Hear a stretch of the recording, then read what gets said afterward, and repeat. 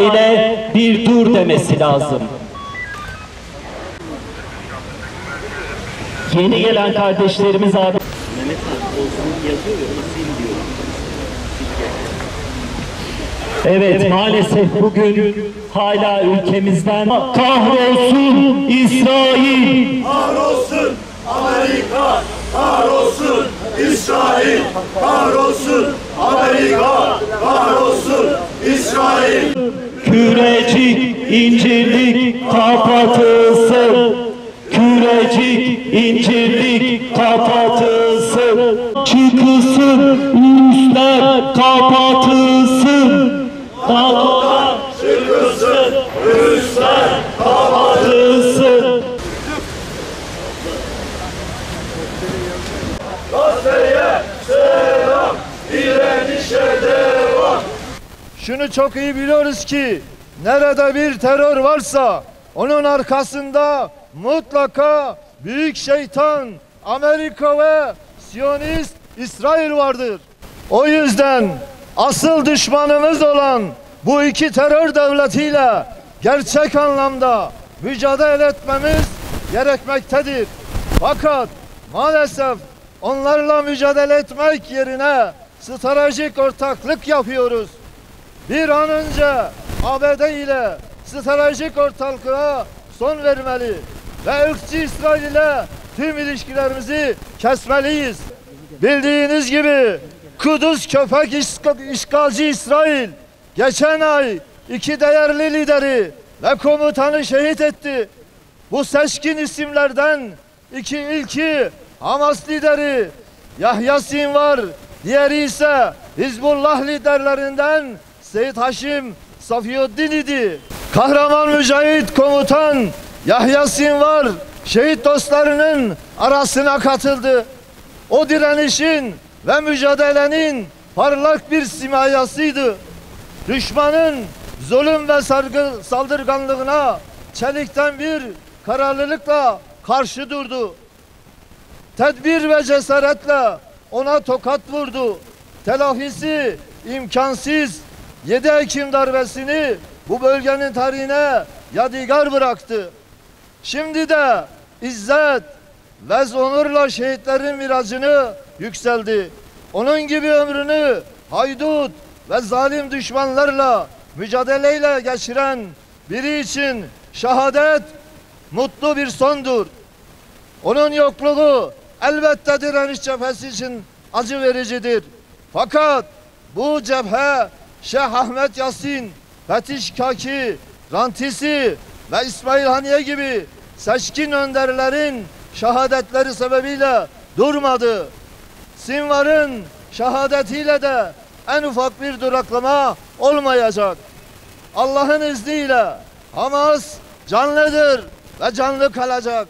Yahya Sinvar'ın şehadeti dolayısıyla ailesini, silah arkadaşlarını ve Allah yolunda cihada gönül vermiş herkesi tebrik ediyor. Yokluğundan dolayı da taziyelerimizi ifade ediyoruz. Diğer taraftan Lübnan Hizbullah'ının fedakar ve mücahit liderlerinden Seyit Haşim Safiyuddin direniş şehitleri safında yer aldı ve kutsal mekana giden yolda parlayan bir yıldız daha Kudüs semasına yüz süsledi. Şehit Safiyuddin Hizbullah'ın önünde gelen şahsiyetlerinden biriydi ve şehit Seyyid Hasan Nasrallah'ın daimi dostu ve yoldaşıydı. Hizbullah onun gibi liderlerin cesaretiyle Lübnan'ı parçalama tehlikesinden korudu ve Beyrut'ta saldıran gaspçı rejimin tehdidini etkisiz hale getirmeyi başardı. Bugün liderlerini şehit veren Hizbullah, Lübnan'ın en güçlü savunucusu ve uzun süredir Lübnan'ı parçalamayı hedefleyen Siyonist rejimin açgözlülüğüne karşı en güçlü kalkandır. Seyyid Safiyuddin'in şehadeti münasebetiyle Hizbullah'a ve Lübnan halkına tebrik ve taziyelerimizi sunuyoruz. Bu arada geçtiğimiz günlerde korsan İsrail'in İran'a yönelik hava saldırılarını şiddetle protesto ediyor komşu ve kardeş İran halkı ve devletiyle dayanışma içinde olduğumuzu ilan ediyoruz. Hiç şüphe yok ki terörist İsrail'in İran İslam Cumhuriyeti'ne yönelik saldırıları bu ülkenin Filistin direnişine verdiği desteği önleyemeyecektir. Zafer Filistin'in, direnişinin ve müminlerin olacaktır. Aziz kardeşlerim, maalesef Siyonist İsrail ile ticaretin tam gaz devam ettiği devlet kurumlarının yayınladığı resmi verilere ortaya çıktı. Ülkemizin limanlarından başta çelik olmak üzere birçok mal Siyonistlere gitmeye devam ediyor. Limanlarımızda ırkçı İsrail'in Zim Lojistik şirketinin gemileri cirit atıyor. Türkiye'nin limanları Siyonistlere mal taşıyan gemilere derhal kapatılmalıdır. Malezya bu gemileri limanlarına sokmazken biz niye bu gemilere limanlarımızı açıyoruz? Bir kez daha tekrar ediyoruz. İsrail'le ticaret Filistin'e ihanettir. Hükümet bir an önce bu kirli ve kanlı ticareti durdurmalıdır. İşte görüyorsunuz, yüzlerce Müslüman çocuk ve kadın tüm dünyanın gözleri önünde vahşice katledilmektedir. Hamas'ta geçtiğimiz gün İslam ülkelerinin liderlerine ve halklarına artık harekete geçme ve somut adım atma çağrısı yapmıştır. Kürecik NATO radarının Siyonist İsrail için önemini arttıran yeni bir gelişme daha yaşandı. Amerika işgal altındaki Filistin topraklarına korsan İsrail'i korumak için TAHAD hava savunma sistemini yerleştirdi. TAHAD hava savunma sistemi ile eşgüdümlü çalışan radarlardan birisi de ANTVYK-2 radar sistemidir. ANTVYK isim bize yabancı değil çünkü Kürecik'te kurulu.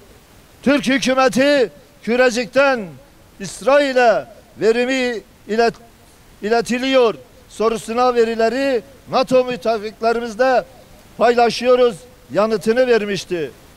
ABD'nin İsrail'e TAHAD hava savunma sistemini konuşlandırmasıyla birlikte artık Kürecik üssünden İsrail'e veriler NATO aracılığıyla değil doğrudan iletilecektir.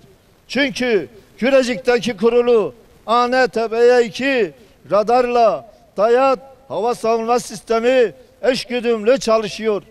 Dolayısıyla Kürecik radar üstünden İsrail TAHAD hava savunma sistemine veri iletilecek ve İsrail katliamlarına hizmet etmiş sayılacağız. Aziz milletimiz, hükümetten bir an önce Kürecik NATO radarını söküp atarak gasp İsrail'i kör etmesini, Siyonist İsrail'le hemen bugün tüm ilişkileri kesmesini, bu zalim rejimi tanımaktan vazgeçmesini, Azerbaycan petrolünün Bakü-Ceyhan boru hattından işgalci İsrail'e sevkiyatının durdurulmasını, Siyonist elçiliğin kapatılmasını, Siyonist İsrail'de askerlik yapan, çifte vatandaşlığa sahip Yahudileri tespit edip vatandaşlıktan çıkarılmasını, bu bağlamda Hüdapar'ın verdiği kanun teklifinin hemen yasalaşmasını, Mavi Marmara davasını yeniden açmasını, başta İncirlik olmak üzere Türkiye'deki NATO üslerinden ABD'li ile Siyonist İsrail'e herhangi bir askeri ve istikbari yardımın gitmesini engellemesini ve Haydarpaşa limanında keyfi olarak bekletilen vicdan gemisine hareket izni vermesini istemektedir. Şimdi hamasi sözler söyleme vakti değil, eylem vaktidir. İktidarı Filistin geleceği adıyla konferans düzenlemek yerine Filistin'in geleceği için somut adımlar atmaya davet ediyoruz. Biz Malatya'dan Siyonist karşısında şanlı bir direniş gösteren Hamas'ı, İslami Cihadı, Lübnan Hizbullah'ını, Yemen Ensarullah'ını ve Irak İslami direnişini selamlıyoruz. Sonuna kadar direniş cephesinin yanındayız. onlarla iftihar ediyoruz. Kürecik incirlik kapatılsın.